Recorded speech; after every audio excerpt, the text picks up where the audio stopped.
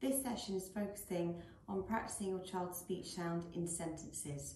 So your child has now mastered the sound in isolation with a vowel at the start, end and middle of words. So now we're moving on to sentence level. So this session will be looking at producing that speech sound in all word positions in sentences.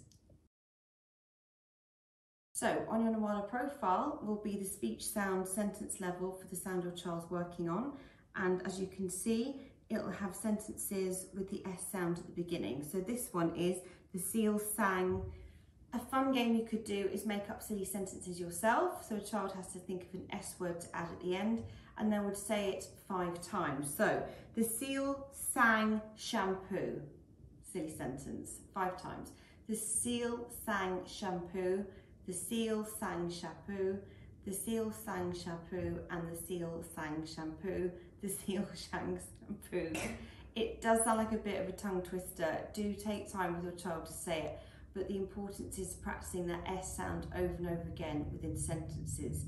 This is not functional sentences. Obviously, we wouldn't be talking in tongue twisters all the time, but this is about the repetition, the drilling at sentence level, because we've been saying the words in isolation, but now it's about your child putting them together. So that's at the start of words, and then you can practice it in the middle and then at the end. So like I said, think of some silly words beginning with S and you can make silly sentences.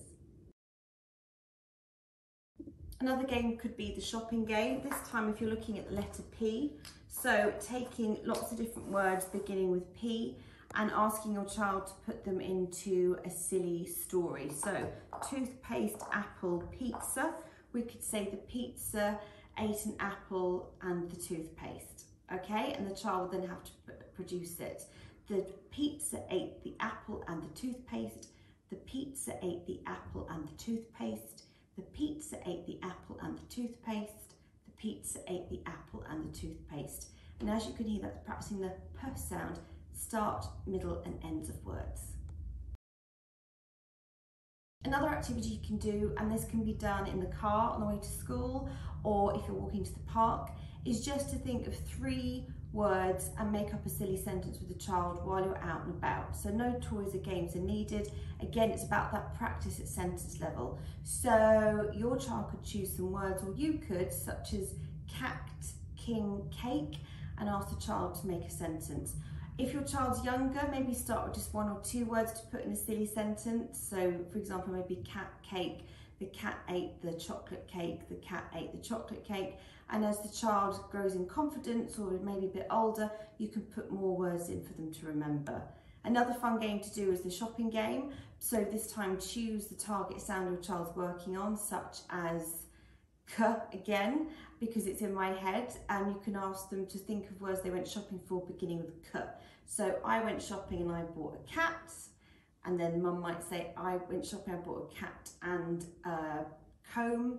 And then for example, if they were practicing with other people, they might say I bought a cat, comb and carrot. Round and round they go, but you're practicing the K sound in sentence level. But there are 2 fun functional games that you can play out and about. So the last stage is over to you. This is conversational speech. This is all about generalising their speech sounds in conversation. So this can be done through general conversation, but reminding them with positive praise if they're making the sound incorrectly. So all those strategies that we've learnt and we've built on throughout the sessions together, this is now where it's over to you to really help your child in everyday speaking. For example, classic case, child comes home from school, very keen to say about their day.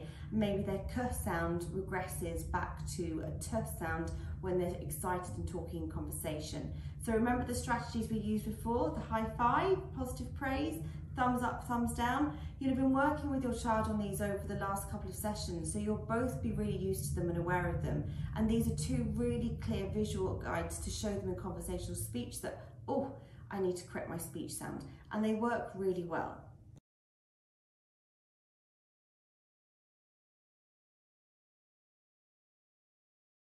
Also, reading with your child. Choose a book that maybe has the target sound in it. For example, this one has fish.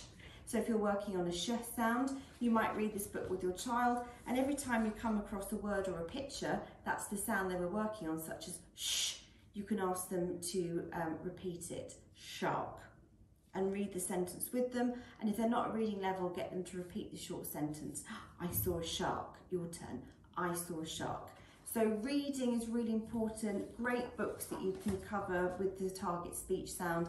And again, remembering all those strategies that we've used together. So now it's over to you.